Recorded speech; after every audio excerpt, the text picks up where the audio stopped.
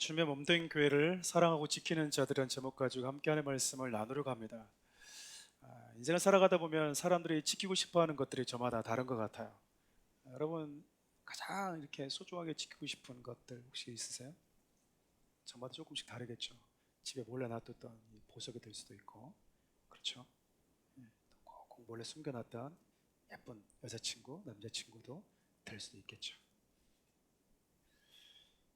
사람들이 소중하게 여기는 것, 지키려고 하는 것들이 다 있는 것 같아요. 그러면 성도는 가장 지켜야 될 것, 소중하게 마지막까지 사수하고 지켜야 될 것이 무엇일까? 성경에 참 그런 부분들이 많이 언급되어 있는데, 오늘은 성도들이 사랑하고 반드시 지켜야 될 것, 교회, 주의 몸된 교회에 대한 내용들을 여러분과 함께 살펴보려고 합니다. 그 전에 우리가 사도행전을 1장부터 14장까지 살펴보았는데 많이 잊어버렸을 거예요. 그렇죠? 우리에게 놀라운 은사가 하나 있는데 들으면 잊어버리는, 일주일 동안 살다가 돌아오면 우리의 머리는 하얀 도화지가 되어져 있는, 들어도 알 수 없고 들어도 기억이 나지 않는 그런 놀라운 은사를 우리들은 다들 가지고 있다라고 하는 것을 제가 알기 때문에 다시 설명을 해드리겠습니다. 빨리 갈 테니까 잘 따라오시면 돼요. 소위 사도행전을 성령행전이라고도 이야기를 합니다. 성령님을 통해서 시작된 교회의 역사, 복음의 역사이기 때문에 그렇죠. 예수님께서 십자가에 죽으시고 부활하신 이후에 하나님의 나라를 시작하셨어요. 지금 이제 총선이다 보니까 이제 어느 정당을 뽑아야지 좋은 나라가 된다. 아니다. 이 정당이 돼야지, 그 정당이 주도권을 가지고 통치권을 가져야지 좋은 나라가 된다. 다들 이렇게 서로 주장을 하잖아요. 그렇죠. 성경은 인간이 정권을 잡고 통치해야지 좋은 나라가 오는 것이 아니다라고 이야기를 합니다. 왜냐하면 궁극적으로 모든 인간은 죄라고 하는, 죽음이라고 하는 이 저주에 갇혀 있기 때문에 그래요. 예수님이 십자가에 죽으시고 부활하셨다고 하는 사실은 우리에게 그냥 쇼킹한 사건으로 끝나는 것이 아니라 예수님이 시작하시고 싶으셨던 나라, 주님이 우리에게 주시고 싶은 나라는 죄라고 하는, 죽음이라고 하는 이 본질적인 모든 인간들이 가지고 있는 이 저주에서 자유케 된 생명들로 이루어진 나라라는 거예요. 그래서 우리 주님이 부활하시면서 주님의 그 나라를 시작하셨거든요. 이제 여러분, 이 나라가 시작되었으니까 뭘 해야 될까요? 이제 이 나라가 시작되었다라고 하는 것을, 이 나라의 백성이 될 수 있는 자격이 어떻게 주어지는지를 이제 선전하고 선포하고 다녀야 되는데, 예수님이 그 일을 당신을 믿고 따르는 제자들에게 맡기셨다라는 거예요. 그렇게 우리 주님이 당신의 제자들에게 이 사역을 맡기시기 전에 뭐라고 당부하셨냐면, 너희들이 힘과 능력으로는 이 복음을 전할 수 없어. 그러니까 내가 너희들에게 성령을 보내줄 건데, 그 성령이 너희에게 와서 너희들에게 권능을 주면 너희들이 땅 끝까지 가서도 하나님의 나라를 선전하고 외치게 될 거야 라고 말씀을 하시게 되죠. 그렇게 오순절에 성령님이 오시게 되고, 죽음에 두려워 떨고 예수를 믿고 따랐던 것이 오히려 자기 인생의 오점이 되어버렸던 제자들, 예수님 믿었던 그 흔적, 그 과거의 기억들만 가지고도 두려워 떨었던 제자들이요, 이제는 목숨 걸고 예수님을 믿고 따르고 복음을 전하는 자들로 바뀌게 됩니다. 그렇게 첫 번째 시작된 세워진 교회가 예루살렘 교회였어요. 여러분, 사도행전 1장 8절 여러분들 다들 기억하실 텐데, 성령이 오시면, 권능으로 임하시면 예루살렘으로부터 시작된 복음이 온 유대와 사마리아를 지나서 땅끝까지 선포되게 되고 증거되게 될 것이다. 너희들 그런 증이 될 것이다 라고 말씀하셨는데, 실질적으로 우리 주님이 예루살렘에서 교회가 시작되었을 때 세계 곳곳으로 복음을 전하기 전에 세계 이곳저곳에 있는 사람들을 이 교회 공동체로 다 불러 모아주셨어요. 여기저기 흩어져 있던 이 디아스포라들이 예루살렘 교회로 다 모여들게 되었던 거죠. 그래서 그들이 이후에 예수 그리스도의 복음을 듣고 말씀을 배워서 맨들레 씨앗이 흩어지듯이 이곳저곳으로 흩어지게 되고요. 그들이 가는 곳곳마다 복음을 전하고 교회를 세우게 됩니다. 근데 여러분, 그렇게 복음이 폭발적으로 예루살렘 교회에 일어났을 때 세상은 가만히 있었을까요? 그러지 않았습니다. 그들이 할 수 있는 모든 것을 동원해서 예수 그리스도를 믿고 따르고 복음을 전하는 자들, 즉 하나님의 나라가 세워져 가는 것을 방해하죠. 여러분, 역사적으로도 보면 그러죠. 우리나라도 아픈 기억들이 있지 않습니까? 어떤 정권이 들어섰을 때 이 정권이 잘못됐다라고 하는 것을 부조를 알리면 뭐하죠? 뒷날에 보이지가 않는 거예요. 어디 매장됐는지 알 수가 없죠. 예수 그리스도의 복음이, 그분의 십자가 죽음의 사건을 통해서 새로운 나라가, 하나님의 나라가 이제 드디어 우리 인생 가운데 이 땅에 도래했다라고 하는 것을 전하는 것을 이 땅의 정치권자들, 권력을 잡고 있는 자들은 좋아하지 않았습니다. 어디든 마찬가지였죠. 복음이 들어가는 곳에는 그 복음이 들어오기 이전에 힘과 권력을 가지고 있던 사람들은 다 복음을 거부했었어요. 사도행전 시대도 마찬가지였습니다. 그러나 여러분, 세상의 핍박이 폭발적으로 부흥의 역사가 일어나는 것을 전혀 가로막지는 못했어요. 왜냐하면 목숨 걸고 복음을 전하는 자들이 많이 있었거든요. 예수님의 12제자들은 이전의 제자들이 아니었죠. 스데반과 같은 사람들은요, 돌에 맞아 죽어가면서까지 그리스도 사랑을 표현하고 드러내고 죽는 그 순간까지 자기를 돌로 치는 그 자들도 그리스도인이 어떻게 죽는지를 보여주면서 그 한 사람, 마지막 남은 한 사람이라도 하나님의 나라에 초대되기를 간절히 원했었어요. 세상이 어떻게 해볼 재간이 없는 거죠. 그러면 세상이 가만히 있냐? 아니요. 세상의 정권과 권력과 결탁해서 이제는 이 복음을 전하는 그 진원지 예루살렘 교회에 있는 12사도들을 포함해서 제자들 잡아서 가두고 죽이려고 합니다. 그래서 잡히게 된 대표적인 사도가 베드로와 야고보였는데, 야고보가 제자들 가운데 첫 번째 순교자가 돼요. 베드로는 천사에 의해서 감옥에서 풀려나서 또다시 복음을 전하게 되었죠. 그리고 사람들이 그렇게 가기 힘들어했던 고넬료라고 하는 이방 땅에 베드로가 복음을 전하게 되고, 유대인들에게 있어서는 개 돼지처럼 취급했던 사마리아 땅에 빌립이라고 하는 성령 받은 하나님의 사람이 또 복음을 전하게 되었습니다. 사단은 그러면 또 포기했을까요? 아니죠. 이제 아주 대단한 사람을 하나를 찜하고 자기의 부리는 종으로 삼으려고 했어요. 그 인물이 바로 사울이었습니다. 사울이라고 하는 이 혈기등등한 청년을 세워서요, 예수 믿는 사람들, 교회 공동체를 잡아다 죽이고 무너뜨리려고 했었거든요. 근데 이 사울이 다메섹으로 가는 도중에 부활하신 예수님을 만나버리게 된 거예요. 예수님을 믿고 예수님을 따르는 자들을 잡아 죽이려고 했던 이 사울이, 교회를 무너뜨리려고 했던 이 사울이 이제 죽을 때까지 예수님을 믿고 따르는 자로 바뀌고 목숨처럼 교회를 사랑하는 자로 바뀌어버렸어요. 여러분, 우리가 사도행전 14장 할 때도 살펴보았지만 바울이 예수님 믿으면서 그의 인생은 예수 믿기 이전보다도 더 좋지 않았어요. 더 좋지 않았다는 말로는 부족해요. 예수님 믿으면서 창창했던 이 사울의 앞날이 완전히 망쳤습니다. 가만히 있었으면요, 그는요 좋은 교수가 되었을 거예요. 사람들에게 인기를 얻고 다른 사람들에게 존경을 받는 랍비가 되었을 거라고요. 근데 예수 믿고 따르면서 그의 인생 가운데 힘든 일이 계속 반복이 됩니다. 힘든 일 정도가 아니고요, 바울의 고백을 빌리면 여러 번 죽을 뻔했대요. 여러 번 죽을 뻔했대요. 여러분, 기도하는데 기도 응답이 안 돼요. 여러분, 기도하고 싶겠어요? 안 싶겠어요? 기도했는데 막 문제가 풀려요. 그럼 또 뭐 할까요? 기도하고 싶겠죠.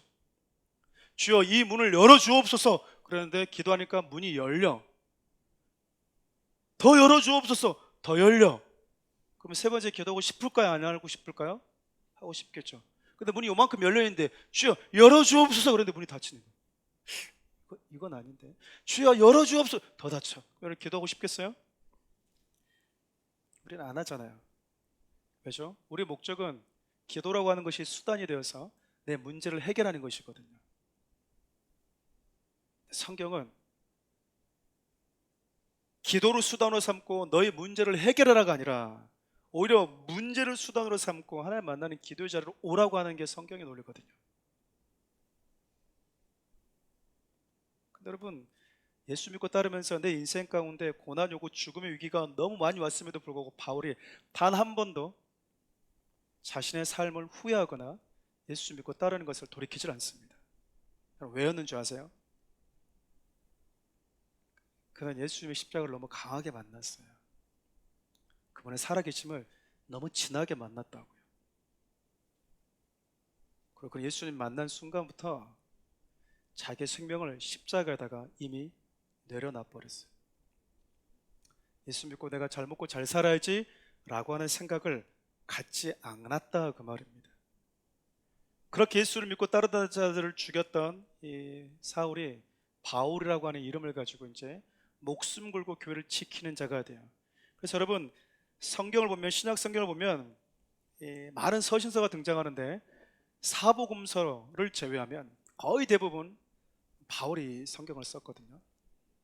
바울이 쓴 서신서가 총 13개라고 이야기를 합니다. 히브리서는 여러 가지 논란이 있기 때문에 잠깐 놔두더라도 바울이 총 4번의 전도 여행을 떠나게 돼요. 첫 번째 전도 여행을 떠나고 나서 돌아온 이후에 썼던 첫 번째 서신이 갈라디아서였어요. 갈라디아서. 두 번째 2차 전도 여행을 하는 도중에 썼던 2권의 서신이 데살로니가 전서와 후서였습니다. 세 번째 3차 전도 여행을 하는 도중에 썼던 3권의 서신서가 고린도 전서와 후서와 로마서였어요. 여러분, 사도행전에는 바울의 3차 전도 여행까지만 나오거든요. 근데 다른 서신서를 보면 바울이 또 한 번의 전도 여행을 떠납니다. 바울이 사도행전을 보면 여러 가지 유대인들의 이 거짓으로 인해서 로마 감옥에 갇히게 되는데 그 가택 연금 상태로 갇히게 돼요. 완전히 지하 감옥이 아니라 면회가 가능한 한 2년 정도 로마의 감옥에 갇히게 되는데, 그때 그 감옥에 갇혔을 때 쓴 서신을 옥중서신이라고 해서 총 4권을 쓰게 됩니다. 에베소서와 빌립보서와 골로새서와 빌레몬서 4권을 쓰게 돼요. 그리고 나서 마지막 4차 전도 여행을 하고 나서 바울 마지막 때 교회를 세우고 그 교회를 지키고 있는 사랑하는 목사, 목회자 후배들 디도와 디모데에게 마지막 쓴 목회 서신이라고 불리는 디모데 전서와 후서로 디도서를 써요. 제가 지금 무슨 말을 하고 싶은 거냐면, 바울의 평생에 그의 관심은 주님의 몸된 교회였고 성도였고 그 교회 안에서 하나님의 나라가 잘 구현되기를 바랬다라는 거예요. 여러분, 교회가 왜 중요하냐면요, 우리가 살고 있는 이 땅 안에서 교회는 부분적으로나마 하나님의 나라이기 때문에 그렇습니다. 하나님의 나라예요. 왜 하나님의 나라라고 하냐면, 교회는요 유일하게 하나님의 말씀이라고 하는 이 법이 지배하는 곳이기 때문에 그래요. 여러분, 원수 사랑하지 않으면 여러분들이 뭐 마음이 상하고 그렇습니까? 그렇지 않죠. 내가 누군가를 사랑하지 않았다고 해서 힘들고 그러지 않아요. 다들 그렇게 살아요. 근데요, 교회 오면 성경이 그걸 요구해요. 여러분 삶에서도 주인이 누구십니까? 라고 하는 이 질문에 대한 답을 요구해요. 그리고 그렇게 살지 못했을 때 내 마음이 때로는 불편하고요, 때로는 그렇게 살지 못했을 때 내 마음에 찔림이 있고요, 그렇게 살고자 하는 열망이 생겨요. 왜 그럴까요? 하나님의 말씀이라고 하는 법이, 그 기준이 지배하는 곳이기 때문에 그래요.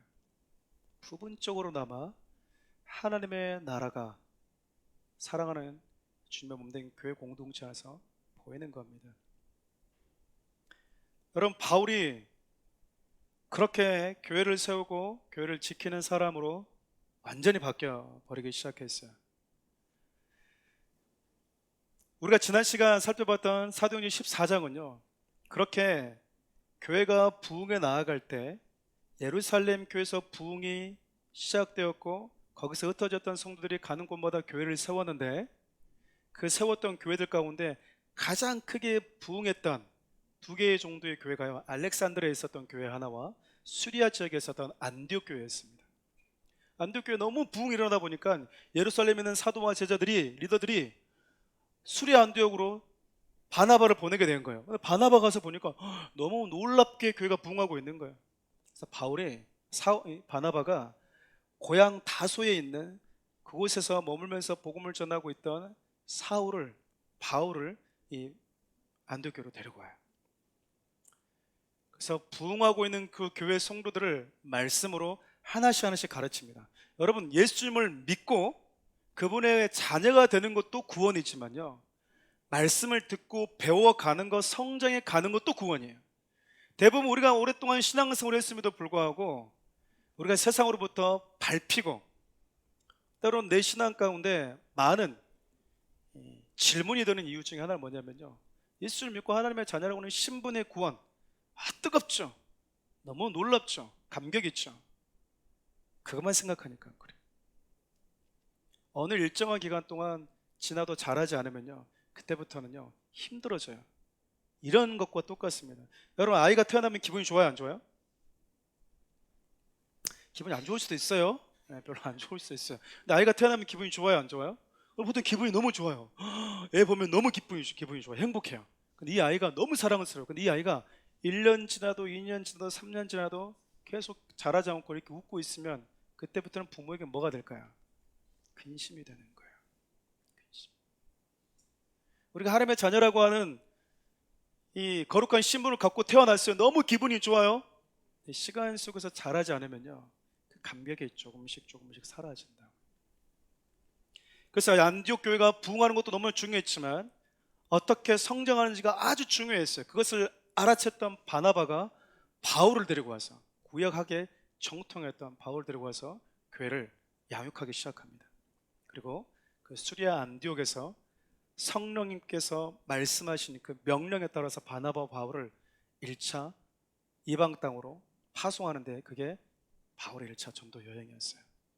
첫 번째로 바나바의 고향이었던 구브로라고 하는 섬으로 가고요, 그 구브로라고 하는 섬에서 소아시아 내륙 해안 지역이었던 이 버가, 비시대 안디옥,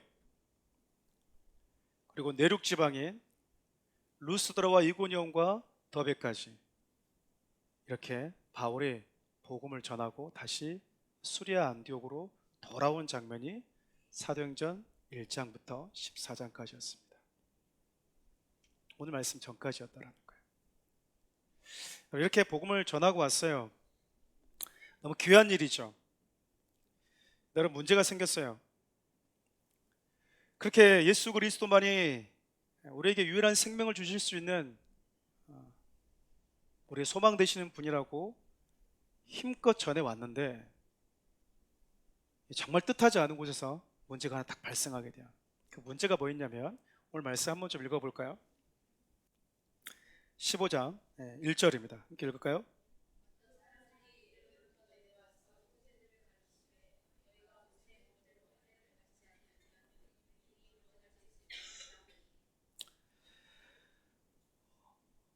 예루살렘에 있는 몇 명의 이 교사들, 리더들이 수리 안디옥으로 내려온 거예요. 그리고 보니까 유대인들이 보기에 이방인들 너무 부흥하고 있는 거예요. 근데 그걸 좋아했을까요, 안 좋아했을까요? 되게 시기심이 생겼던 거예요. 왜냐면 여러분, 사도행전을 보면 이 헬라파 유대인과 이 히브리파 유대인 과부들이 싸웠거든요. 늘 갈등의 소지가 있었어요. 유대인들이 보기에 우리는 선민이고, 우리는 택함받은 백성이고, 우리는 율법을 가지고 있고 할례를 행한 민족인데, 저 유대인도 똑같이, 저 이방인들도 똑같이 하나님의 백성이라고 하는 이름을 가지고 신분을 갖고 살아가는 거예요. 얘들은 율법도 안 지키고 그러는데, 늘 볼 때마다 여러분, 밉기도 하고 못마땅했던 거예요. 그래서 얘들이 뭘 얘기하게 되냐면, 선을 넘어야 너희들이 예수 그리스도만 믿어서 구원받는 것이 아니라 할례도 행해야 된다. 여러분, 이 일로 인해서 안디옥 교회가 여러분 발칵 뒤집혀지게 됩니다. 여러분, 결국 이 문제 때문에 할례를 행해야만이 구원받는다라고 하다 보니까 무슨 문제가 생겼냐면, 바울이 1차 전도여행하면서 뭐라고 전했죠? 예수 그리스도를 믿는 믿음으로 충분합니다라고 했는데, 이제 그 말씀을 들었던 성도들이 혼란이 오기 시작한 거야. 그래서 그 혼란을 잠재우기 위해서 1차 전도여행 끝나고 바울이 쓴 첫 번째 서신이 뭐라고요?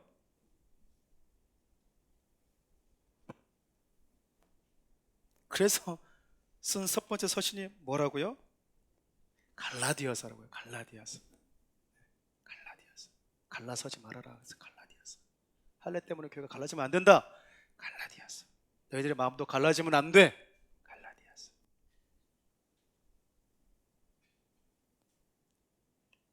여러분, 이 문제가 가볍지가 않았어요. 가볍지가 않았어요. 우리 2절 말씀 함께 읽어볼까요? 바울 및 바나바와 그들 사이에 적지 아니한 다툼과 변론이 일어난지라 형제들이 이 문제에 대하여 바울과 바나바와 및 그 중에 몇 사람을 예루살렘에 있는 사도와 장로들에게 보내기로 작정하니라. 여러분, 믿음에 더해서 할례 등에만이 구원을 받는다 라고 말한 이 이슈 때문에 교회 갈등이 너무나 커지기 시작한 거예요. 여러분, 바울이 목회하고 있는 교회 안에, 그리고 예루살렘에는 예수님의 제자가 있는데, 예수님의 12제자가 있는 사도가 있는 예루살렘 교회와 이방 교회 폭발적인 부흥을 하고 있는 그 교회의 바나바와 바울이라고 하는 이 두 부류의 목회자가 정면으로 충돌했다니까요. 이 할례 문제 때문에. 할례 행해야 된다? 아니, 복음으로 충분하다. 여러분, 바울과 바나바가 목회하는 곳에서도 이렇게 교회가 시끄러웠대요. 교회 안에 다툼이 일어나는 것을 정당화하려고 드린 말씀이 아니고요. 여러분, 모세가 목회했던 이스라엘 교회를 한번, 광야교회를 한번 잠깐 생각해 볼까요? 그 교회 늘 조용했습니까? 늘 시끄러웠습니까? 시끄러웠습니다. 그럼 어느 정도 시끄러운 줄 아세요? 저는 참 그거 볼 때마다 우리 성도들이 참 고마워요. 왜냐면 천하의 모세가 목회를 했는데 어떤 성도들이 있었냐면, 나는 모세의 권위를 인정할 수 없어. 나 모세 같은 목사는 난 별로 마음에 안 들어. 그럼 떠나면 되잖아요. 안 떠나. 안 떠나고 돌 들어가지고 죽여버리고 우리 새로운 목사 세워가지고 우리 애굽 돌아갑시다 이랬다고요. 돌 들어가지고. 그래서 여러분, 모세가 뭐라고 그랬어요? 하나님께 주여 이들이 곧 있으면 돌 들겠나이다 이랬다고요. 진짜로 돌 들어서 자기를 치려고 했다고요. 만약 여러분들이 저를 돌 들어가지고 치려고 그랬으면, 저는 모세도 참 너무 대단한 것 같아요. 여러분 생각해 보세요. 이 시뻘건 이 살게 등등한 눈빛을 가지고 돌 들어서 치려고 했던 그 성도들을 다시 바라보면서 여러분 설교할 수 있겠어요? 여러분들이 저한테 돌을 들은 거 제가 이렇게 다 봤는데 앉아서 말씀을 제대로 전할 수 있으며 말씀을 잘 들을 수는 있겠어요? 이 강심장들이야. 이런 연예인들이 없어. 연예인들, 죄송합니다. 연기자들이 없어. 너무 연기를 잘해. 돌 한 번도 안 들었던 것처럼, 그리고 한 번도 돌 맞을 짓 안 한 것처럼. 무럽다고 불평하고요. 음식이 왜 이러냐고 불평하고요. 40년 목회 동안 모세가 들었던 성도들의 말은 하나님 찬양합니다 하는 말은 여러분 홍해 지났을 때 딱 한 번이었어요. 거의 40년 동안 뭐 하죠? 목사님, 왜 교회 다니는데 우리는 떡이 이것밖에 안 됩니까? 하나님 여러분 전능하신 분인 걸 믿어요? 여러분 믿으세요? 근데 그 전능하신 하나님이 고기 먹고 싶다고 하니까 하나님이 생색을 내기 시작했어요. 너희들 고기 먹고 싶어서 나 원망했지. 나 고기 줄게. 한 달 동안 거기서 냄새가 나도록. 그래서 그 전능자가 주신 고기가 뭔 줄 알아요? 메추라기였어요. 메추라기. 한우 잡아준 게 아니다 그 말이요. 꽁도 아니야. 오리도 아니고 많은 메추라기를 주면서 내가 실컷 고기 먹게 해줄게. 코에서 냄새가 나도록, 니들 원망이 사라지도록.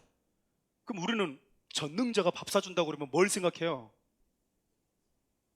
여러분 미스터 우리 삼성의 이 회장님이 서울에서 만나서 여러분 밥 사주겠다 그러면 여러분 뭘 생각할 것 같아요? 저 어디 분식은 아니잖아요. 네 분이 떡볶이를 너무 좋아해서 조금 살짝 그럴 수 있지만, 여러분 생각하는 건 뭘까요? 한 번도 먹어보지 못한 그 어딘가에 가지 않을까? 생각하지 않겠어요? 그런 전능자가 고기를 줬는데요, 소고기에 A 플러스를 준 게 아니다 그 말이에요. 그분이 음식을 줄 때도 마찬가지였고 물을 줄 때도 마찬가지였어요. 내가 물 줄게. 그리고 물 딱 주고 물이 더 이상 물이 안 나와. 다 먹고 나면. 먹을 거 줄게. 그랬는데 이틀간 쌓아놓으려고 그러면 그거 다 썩어버려. 평생 목회하면서 모세가 성도들이 들었던 말은 당신 때문에 내가 구원받아서 하나님 만나서 이렇게 행복합니다 라고 들어본 적이 없어요. 모세가. 너 때문이야.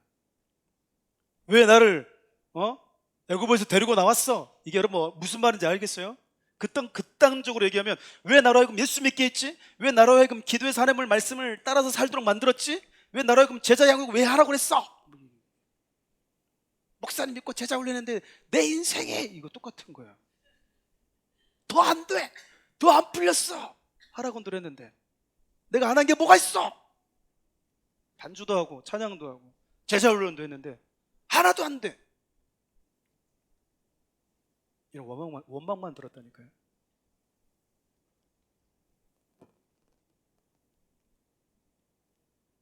모세가 목회하면서 들었던 거예요. 근데 여러분 모세가 뭐 하냐면요, 하나님이 주신 그 공동체를 위해서 목숨을 걸고 기도했어요. 모세는 뭘 알았던 걸까요? 자기 인생 가운데 지켜야 될 것이 무엇인지를 알았던 거예요. 무엇을 지켜야 되는지를. 여러분 교회의 사를 보면 그래요. 어느 나라나 마찬가지인데 우리나라도 이 조선시대 때 왕정시대 때 선교사들 와서 복음을 전하게 됐잖아요. 그럼 충돌이 일어나요. 근데 여러분 성령의 강한 그 역사로 인해서 순수한 성령님의 시간은 누구도 터치하지 못해요. 복음이 들어옵니다. 그리고 수많은 선교사들이 순교의 피를 흘려요. 교회가 세워지고요, 교회가 부흥합니다. 여러분 이때 사단은 핍박해요. 핍박해도 교회는 계속 부흥합니다. 막을 수가 없어요. 여러분 교회가 그래서 부흥하고 이제 안정기에 들어서요. 여러분 이 안정기에 들어설 때 무슨 일이 가장 많이 일어나는 줄 알아요? 이단들이 가장 많이 생겨요. 핍박을 받을 때 이단들이 생기는 게 아니고요, 교회가 재정도 넉넉하고 성도들도 많이 늘어나서 이제 교회가 안정하다, 많이 안정적으로 되었다, 그럴 때 이단들이 생겼다고.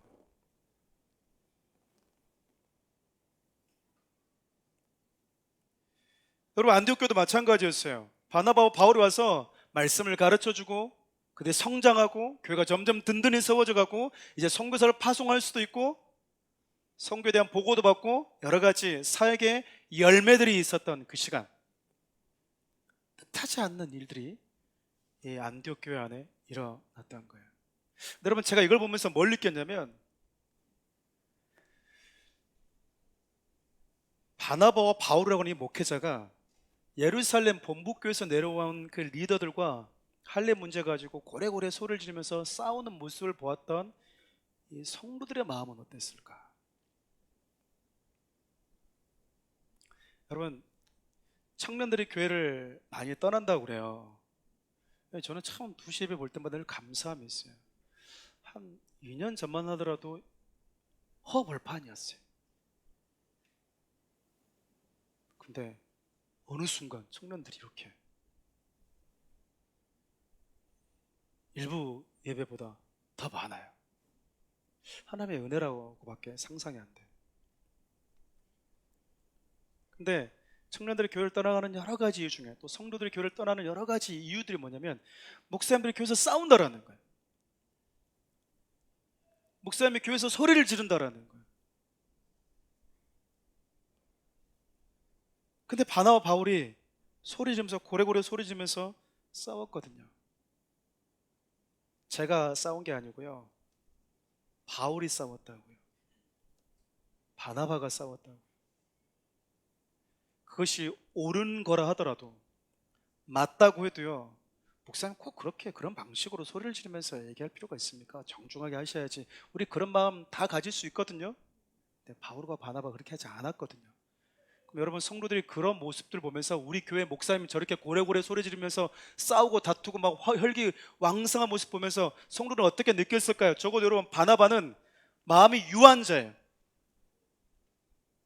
성격이 유하다고요, 부드럽다고요. 근데 바울은 안 그래요. 바울은 아니면 아니고 기면 긴 거예요. 그러니까 바울이 할례가 들어왔을 때 미쳤습니까? 뭐 그렇게 말하지 않았겠어요?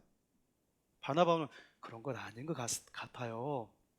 우리 싸우지 말고 해봅시다. 여러분, 이미 바울은 뚜껑이 열려버렸을 거라고요. 이것들이 지금 복음에다가 하나를 더 얻는다고? 이 거짓된 복음? 그래서 막 갈라디아서 보면 거짓된 복음, 다른 복음 막 이렇게 얘기를 하는 거예요. 너무 화가 나는 거예요.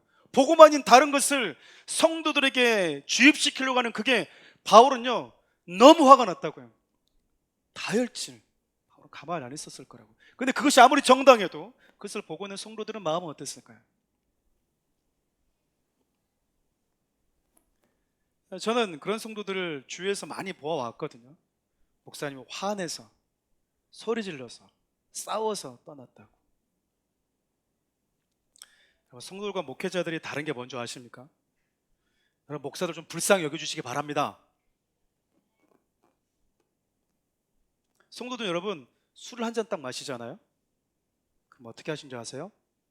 술을 딱 마시고, 목사님 제가 술을 끊어보겠습니다. 담배를 끊어보겠습니다. 알겠습니다. 근데 목사님 제가요 한 1년 하다가 어제 한 잔 했고 한 잔 했습니다. 다시 싸워보려고요. 이렇게 울잖아요. 그럼 옆에 있는 형제들이, 청년들이 뭐라고 하는지 아세요? 성도들이 응원합니다. 나는 그 마음이 너무 더 은혜가 돼요. 막 이래요. 근데 여러분, 목사가 성도들한테 제가 평생 참다가 어제 막걸리 한 잔을 제가 미안합니다. 그럼 여러분, 성도들이 저를 이해할 것 같아요? 그래서 제가 다시 한번 싸워보려고요.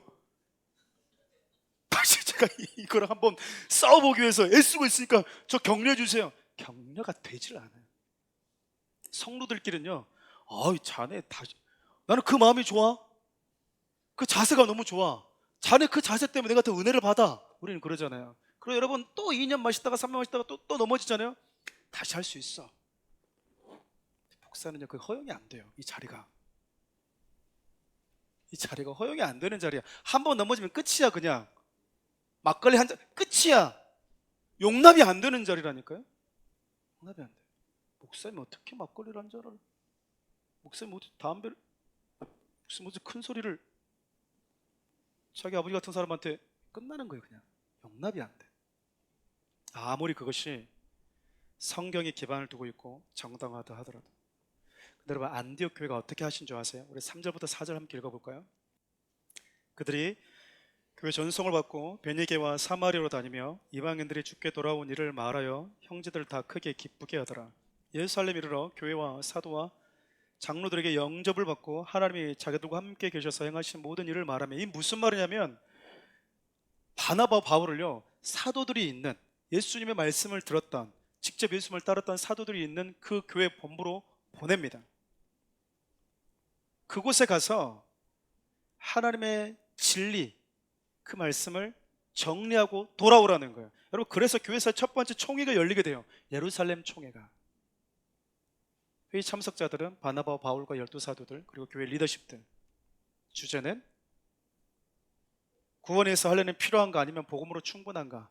이 주제 가지고 여러분, 넌센스잖아요. 우리는 이거 당연한 걸 가지고 지금 회의하고 있단 말이야. 여러분, 이걸 가지고 리더들이 회의를 했다고. 그러니까 저는 안디옥 교회 성도 보면서 그런 마음이 드는 거예요. 아휴, 교회가 왜 이렇게 시끄럽냐. 매번 다투고 목사님들끼리 싸워? 답 없어. 그 교회는. 내가 이 꼴 보려고 교회 다니기 시작했냐. 교회 옮길까 보다. 신앙을 포기해볼까? 교회 안 다녀. 그런 마음 들 수 있잖아요. 근데 이 성도 그렇게 한 게 아니라 정리된 진리 메시지를 가지고 올 때까지 기도하면서 기다리겠다라는 거예요.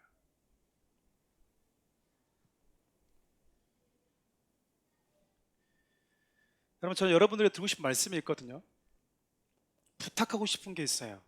그게 뭐냐면 하나님을 향한 여러분의 믿음과 사랑과 신앙을 그 어떤 상황과 그 어떤 사람에게 위탁하지 말라는 거예요. 여러분, 저에게도 위탁하지 마세요. 무슨 말씀인지 알겠나요? 왜 하나님을 향한 내 믿음과 내 신앙을 여러분들이 그렇게 자주 언급하는 목사도 사람이고 목사도 부족하다고 하는데 왜 그 목회자에게 위탁하냐 그 말이야. 목사에게 위탁한 사람은요, 목사가 넘어지면 신앙을 떠납니다. 사람들에게 내 소중한 믿음을 위탁하면 사람이 덕이 없을 때 교회를 떠나요. 하나님을 향한 여러분의 믿음을 왜 그렇게 좌충우돌할 수 있는 연약함을 가지고는 사람들에게 왜 위험하게 담보하시죠? 여러분의 담임 목사인 저에게도 위탁하지 마십시오.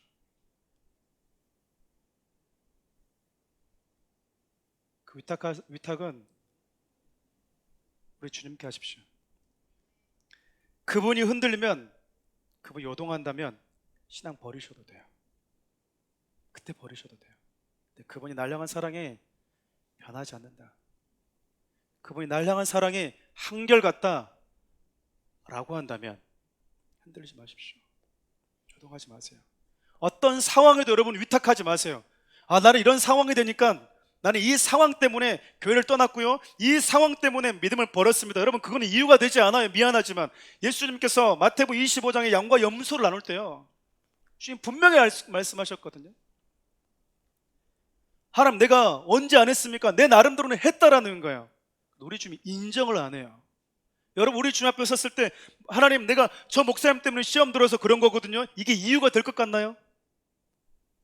하나님, 내가 저 교회가 문제가 있어서 상처를 받아서 교회 안에 이런 말들이 많아서 내가 그런 거거든요. 이게 이유가 될 것 같나요?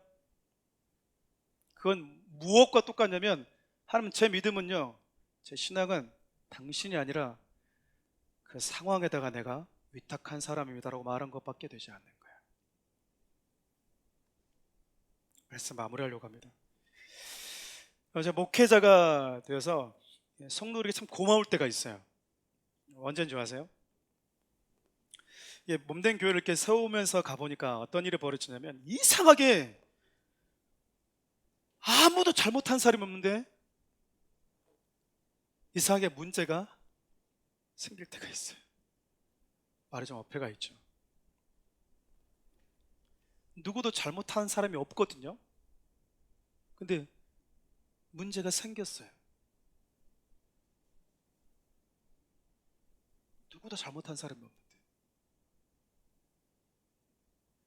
찾아서 이쪽 얘기 들어보고 이쪽 얘기 들어보면요, 이 사람도 하나님 너무 사랑해,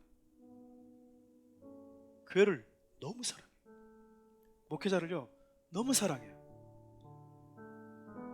그런데 문제가 생겨요. 가끔 여러분, 분명한 이유를 말하고 싶은데도 불구하고 해명할 수 없는 상황, 해명하기 힘든 상태도 있거든요. 환경을 만날 때가 있어요. 말하고 싶은데 말하면 누군가가 다치기 때문에 말을 못할 때가 있거든요. 근데 그 순간 참참하게 교회와 함께 눈물 흘리면서 기도하면서 지켜주는 사람들이 있어요. 여러분, 하나님이요, 당신이 구원한 이스라엘 백성들, 광야 교회에 있는 그 이스라엘 교회 공동체를요, 하나님이 그분이 직접 허물어 버리겠다고 하셨어요. 모세야, 내가 이들 다 치워버리고 너를 통해 다시 교회 시작할게. 모세가 엎드렸어요. 내 이름을 생명책에서 지워주더라도 주의 몸된 교회 공동체를 지켜주십시오.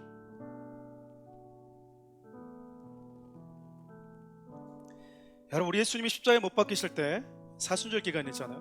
못 박히실 때요, 그분이 하고 싶은 말이 얼마나 많았겠어요. 그분이 아무 말씀하지 않으세요.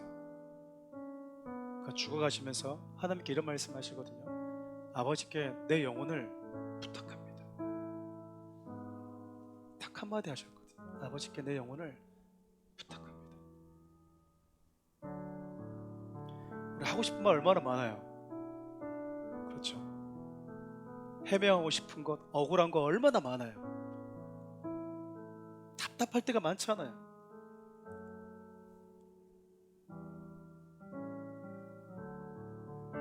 여러분, 근데 그 순간 내 영혼을 하나님께 부탁합니다라고 하셨던 우리 주님처럼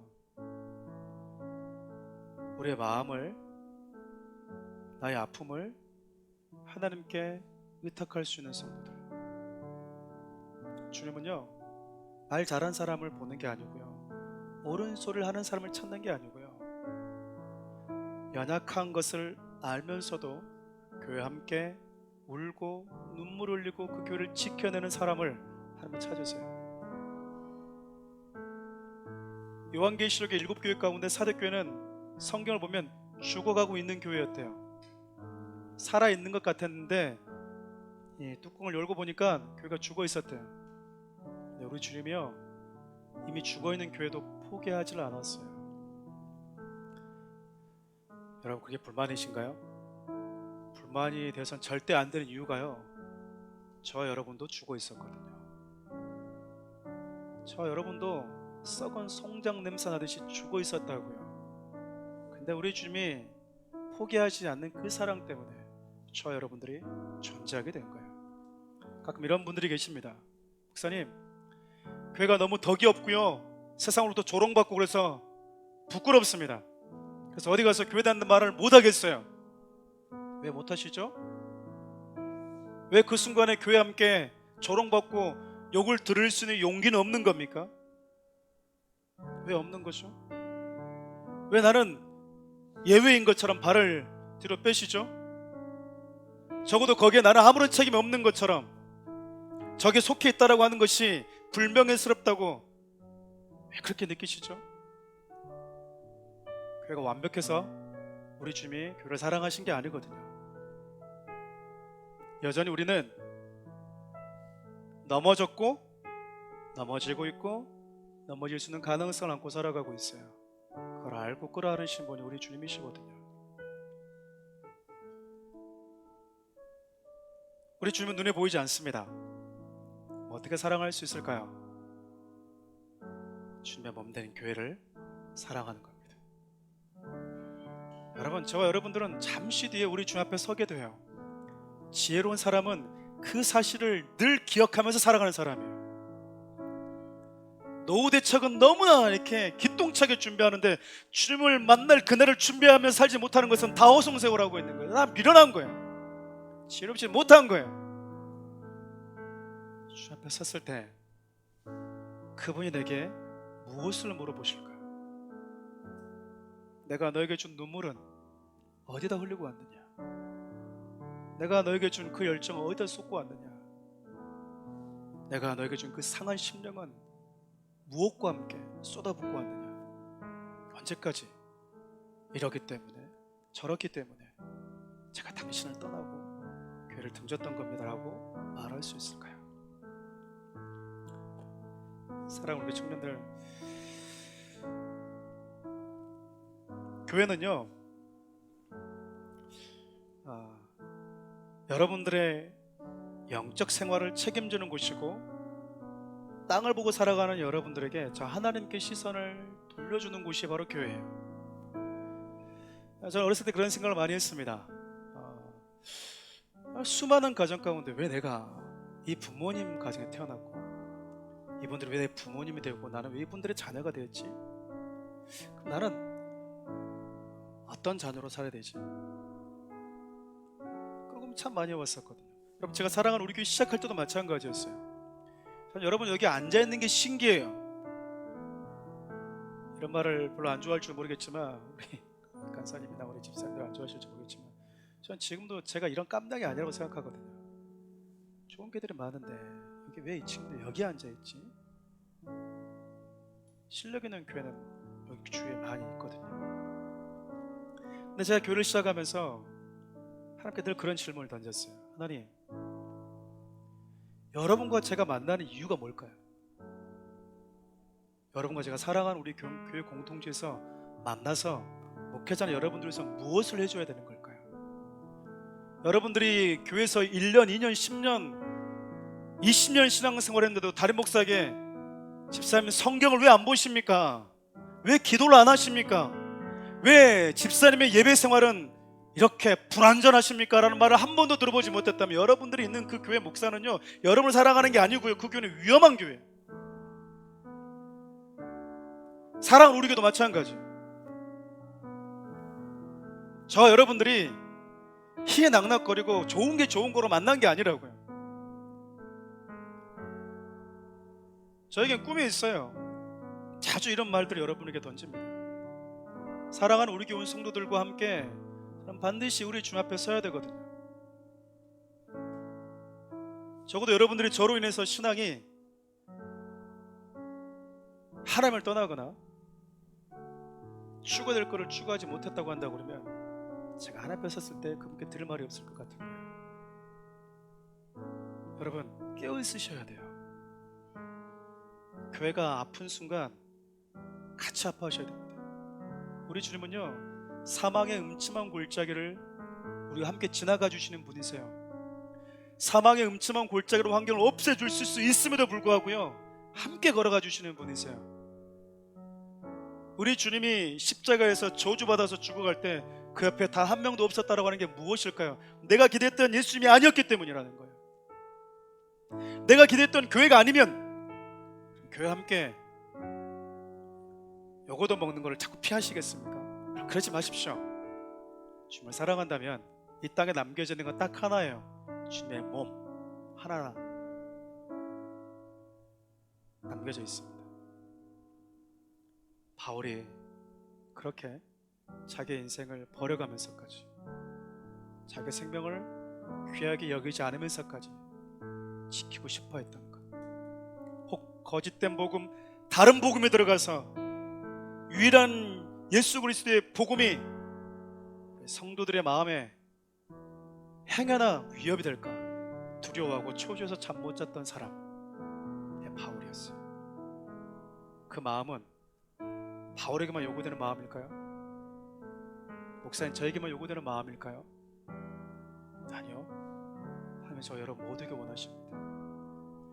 주님의 몸된 교회를 사랑하고 지켜내 주십시오. 사랑한 우리 교회뿐만 아니라 지나가다가 보이는 교회들은 마음으로 기도하고 축복하면서 한마디라도 지나가 주십시오. 다 같이 그렇게 이 땅의 교회들이 함께 세상 가운데 손가락질 당할 때 여러분들 앞장서서 그 손가락질을 받아내십시오. 조롱을 받을 때 피하지 마시고, 저도 예수 믿는 사람입니다, 죄송합니다, 얘기해 주면 되잖아요. 그렇게 하면 되죠. 이 찬양을 좀 주님께 올려드리고